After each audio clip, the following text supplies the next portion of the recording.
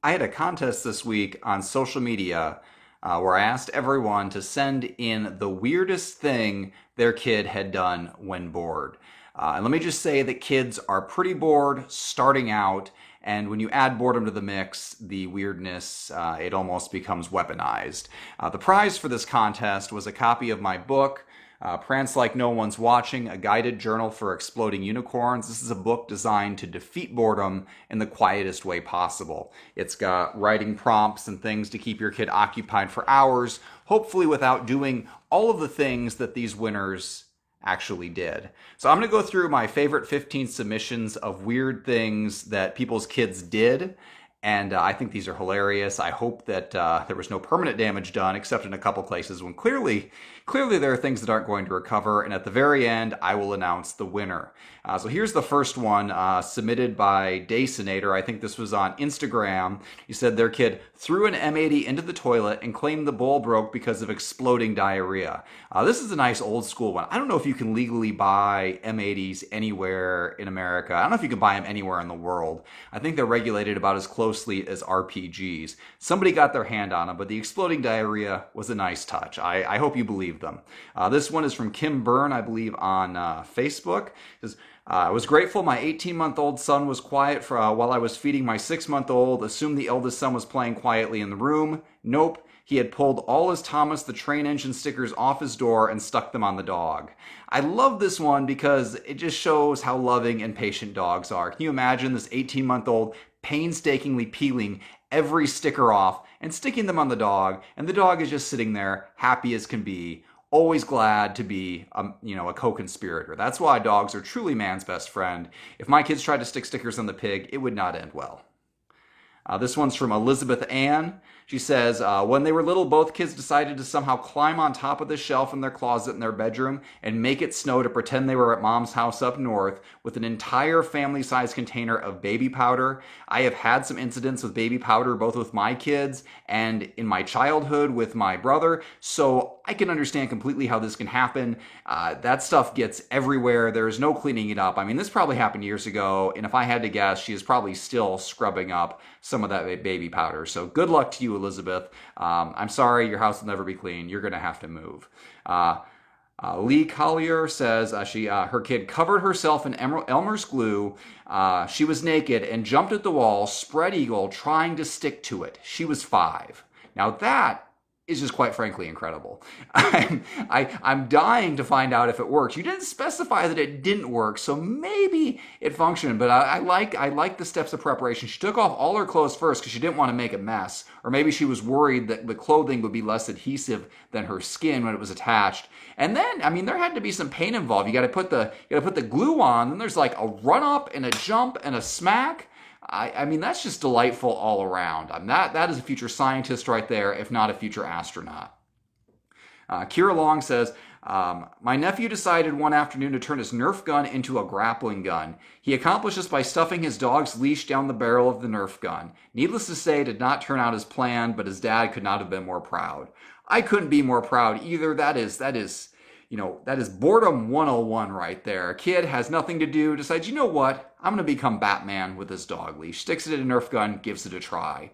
Get the kid a real grappling gun. I mean, what's the worst that could go wrong? Yeah, he's going to climb some buildings, but he's trying to climb some buildings anyway. So I think you just need to cut out the middleman, reward some ingenuity, let him go scaling to some new heights. Stacy Hyben says, my youngest was 5 when he saw someone on TV twisting balloons into different animals. He decided that he wanted to try it too, and he did, with the closest thing he could find to a similar shape, his penis. He tried to twist his penis into animal shapes. That's very ingenuitive, sounds very painful too, but hey, that kid's a problem solver. He's going out there, he's working with what he's got, and you never have to worry that child will not be able to entertain himself. He is always going to find a way to defeat boredom. This one's from Alice Salisbury. She says her kid regularly cuts her hair off and glues it to her face, sometimes a beard, sometimes mutton chops, once a werewolf. The only disappointing thing about this post is that they were only a werewolf once. I don't know if the werewolf was underwhelming or if they were such a good werewolf that there was simply no need to repeat the experience. But hey, usually for most kids, the unauthorized haircut is traumatic enough, leads to discipline, leads to chaos in the house. My own 4-year-old has done that at least once that we know of, possibly more. There are some weird missing chunks in her hair where we've never found, concrete evidence that she did it. But she never took it to that next level and tried to tape or glue the hair to her face. So Alice, your kid is next level. This one's from writer Julianne, and she says, my 4-year-old undressed herself and her 2-year-old brother, covered their naked bodies in peanut butter, and ran outside. They pressed their peanut butter-covered naked bodies up to our neighbor's window and danced around. The neighbors screamed and ran to cover her boy's eyes. This one is delightful top to bottom. So a lot of these stories, the trauma is confined to your own house. That's where the damage is. That's where the story stays. This one got the neighbor involved. There's nudity. There's peanut butter everywhere. There's another mom being scandalized, possibly with their kids being scandalized as well. I mean, had this story ended with peanut butter on the glass in your own house, I mean, that would have been pretty great. But going and bringing the neighbors into it truly takes it up to that epic level and will remind your neighbor to install that fence they've been thinking about for all these years. This one comes from EMPF 2017. They write, she used a string to make my parents' living room impenetrable by zigzagging the string 1,000,000 times, always, because she wanted an obstacle course. Bonus was she also tied my now deceased, but not due to the string, unrelated matter, father to the couch with all the string. Must still have a picture somewhere. So that's awesome, because first of all, I appreciate that you specify the father involved did not, your father, I believe it is, did not die from the string. Like, that would have been a big question mark in there. It's like, is this really a funny story or is this a cautionary tale? But she wrapped up Grandpa in there. I believe it was Grandpa. Maybe it was her dad. Hey, I'm doing a video. That's my 4-year-old, the one who sometimes cuts her own hair. There's no keeping him out here. Everybody's under quarantine. The kids are home all the time. So yeah, but in obstacle course, it's going to take up all this space. Didn't kill anybody. That is a great way to kill boredom. All right, CJ Dotson writes, my 5-year-old recently put a live ant in his ear because he wanted to keep it as a pet and thought it would be safe from birds if it lived in his ear. Once again, problem solving. That kid probably looked around for a jar, couldn't find one, thought, where else could I keep an ant on a long-term basis? I know, why not an orifice on my body?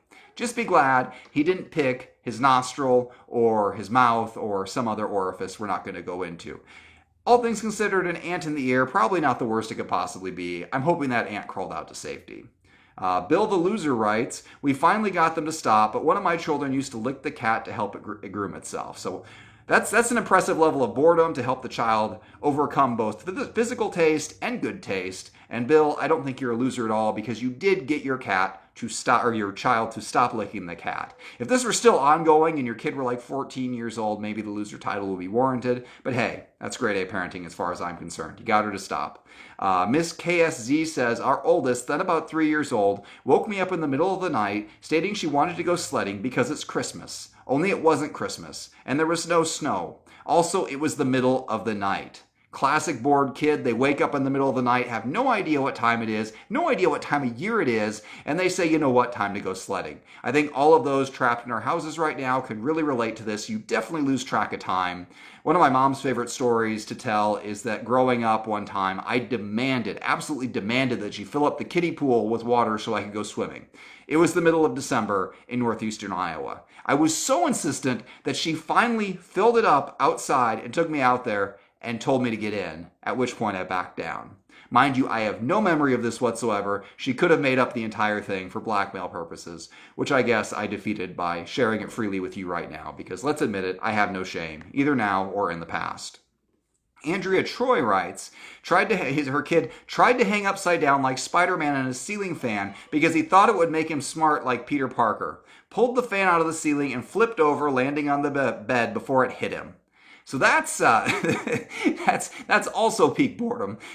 Who hasn't thought about dangling from a ceiling fan? But anyone who's tried it will know that thing is going to pull out of the ceiling because it basically can only support its own weight and nothing else. Hopefully it's in the studs above. Maybe not. Maybe it's just in the drywall supporting it. I love, though, he didn't do this to be like Peter Parker as an action hero. I love it that he did it to be smart like Peter Parker. So he was just hoping the blood would rush to his head. And I mean, I'm sure there was probably a lot of blood moving around after he fell and landed on his head. Probably not in the right ways. Also, was Peter Parker really that smart? Like, that wasn't his superpower, was it? He was like a photographer? I don't know. I need to brush up on my superpowers. And apparently I also need to brush up on my fan safety tips to make sure my own kids don't do the same thing. Feldy Girl writes, she said, why is the inside of the dryer pink? And her 15-year-old son said, I was bored, so I used the water from when you cook beets to dye my white socks. Then they were wet, so I put them in the dryer. So first of all, yes, this is something that would definitely only happen when you were bored. I hate to think of a properly entertained child going to the lengths of dyeing their socks, but what I really love is the ingenuity here. Much like the kid who tried to tie their penis into balloon animals, this kid decided, hey, what do I have available? Leftover water from boiling beets. Also, who boils beets? Is that a thing? I'm not gonna question that part of the story, I guess. We'll just roll with it. But they thought, you know what, let's not just dump this down the sink or throw it outside or whatever you do with this highly staining juice. No, let's put an article of clothing in there and then toss it in the dryer. And you know that was the only thing in the dryer. Like, they ran an entire dryer load for one pair of very pink socks. Amy Cran writes, so my daughter pulled out all of her eyelashes. Her teacher commented that she looked really tired and might be coming down with something. I looked at her and realized her eyelashes were gone. Yikes. When I asked her what happened, she just said, I was bored. Fortunately, they grew back. This story is 100% believable. It might be the most believable story of all of them, and I believe all these stories. Just picture a kid sitting there in class, so bored, so zoned out, that one by one, they pull out all of their eyelashes. Like, you have to have a lot of boredom to overcome that physical pain. This is probably more painful than the kid who covered themselves in glue and ran at the wall. This might be, if there were awards strictly by the pain inflicted on oneself, well bored, this would definitely be the winner. I also love the lasting effects that you had to wait for the eyelashes to grow back in, and that you're the one who figured it out. Because if my kid pulled out their eyelashes, I would definitely know that something looked off about their appearance, but it would take me forever to put two and two together. So you are much more observant than me. And here is the winner. This is my absolute favorite one. So Cheryl Priester Gray writes, when my son was in middle school and studying gravity and velocity, he decided to find out how much he weighed when he landed. So he jumped on my bathroom scale until it fell apart. He never did find out how much terminal velocity he generated. The scale was not digital and the numbers wouldn't hold still. So picture, if you will, a child who comes home from school and is equal parts curious and bored. They want to know how much force they generate. So of course they walk to the measurement device in their bathroom. They find a scale and they stand on it. I'm assuming with shoes still on, perhaps combat boots. Who knows? And they stand there and they jump and stomp with all their might. Because you know he wasn't trying to get a small number. And he jumps again and again and again and progressively stomps this scale to pieces without ever getting a satisfactory reading. It's one of those ones with a line and it just keeps going up and down, up and down, up and down. I admit, I laughed when I read it. It's so wonderfully pointless and destructive, which is really where kids go when they're bored. There's nothing to do. Let me try to learn, but let me try to learn in a way that causes damage to the world around me. So congratulations, Cheryl. You have won a copy of Prance Like No One's Watching, a guided journal for exploding unicorns. It's too late to save your scale, but maybe you can save some of the other things in your house by keeping your kids entertained so they don't destroy any more. Anyway, those are the winners for this week. If you would like a copy of this book to stop some of the things I just described from happening in your own house, this is available at retailers around the country. You might not be able to get to a bookstore right now with all the shutdowns. It is available online. They do ship wherever you are. Anyway, this has been another one of my videos. Hit that subscribe button if you're interested. I have so many more kid stories, both mine and other people's, that are submitted. And we're just going to keep doing this because there's so much chaos in the world. And who would I be if I didn't somehow harness that for my own amusement? Anyway, catch you next time.